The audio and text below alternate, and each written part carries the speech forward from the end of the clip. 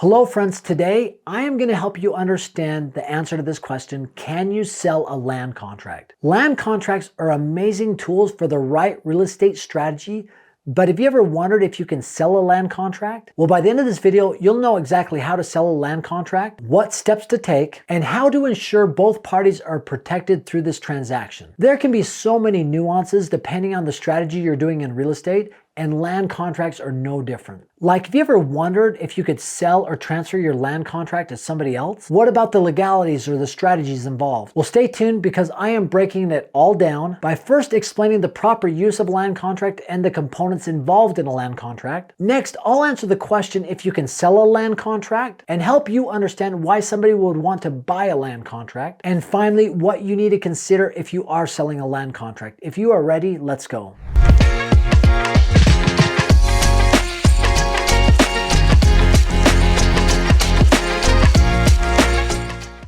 So a land contract is a seller financing agreement between the buyer and the seller that is negotiated between those two parties. And because it's negotiated between those two parties, many of the rules and restrictions with traditional mortgages just don't apply because you're not utilizing or using bank or traditional finance. So all of the components within a land contract or a traditional purchase and sales agreement are then going to be agreed upon by both the buyer and the seller. And here's what those components are. Number one is the purchase price. So obviously, because it's buyer and seller, they're going to agree on the purchase price. Number two, the term of the loan. Is it going to be termed out and amortized over a 30-year period of time?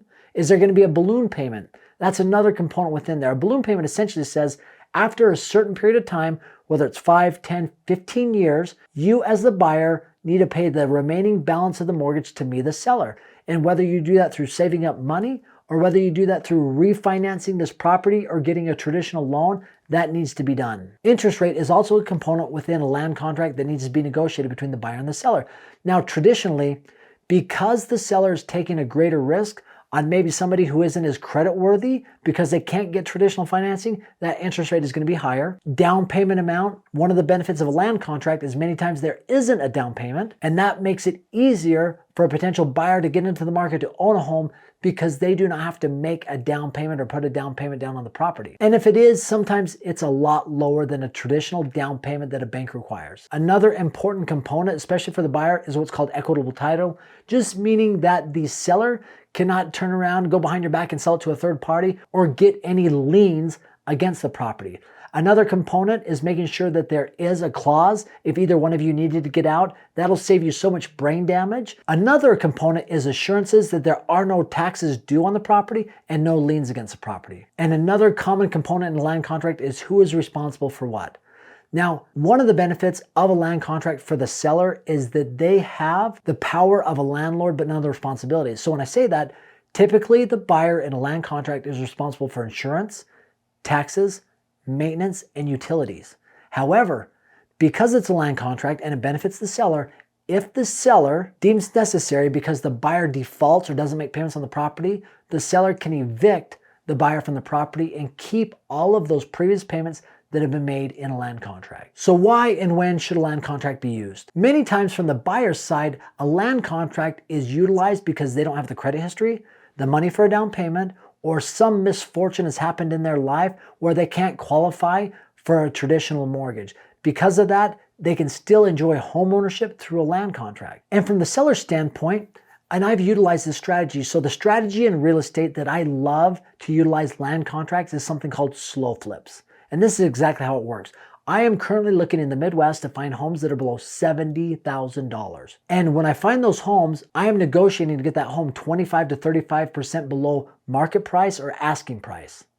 And the way I'm doing that is I'm borrowing private money to buy the home outright so I can close on that property faster. Now, my private money lender is charging me 8 to 10% to borrow that money. So I'm going in, I'm finding a property that's listed at $70,000.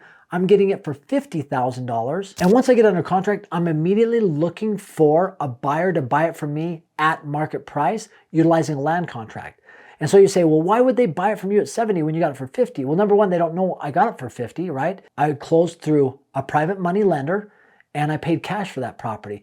And the market price, it was listed at $70,000. And because I am seller financing it, I'm taking a greater risk. I'm selling it at market price or a little bit above market price. Now that's what I'm looking to do. Now here's some of the interesting and main components to understand with the strategy and utilizing land contracts on a slow flip is I am looking to finance the loan from my private money lender as if I was financing a car.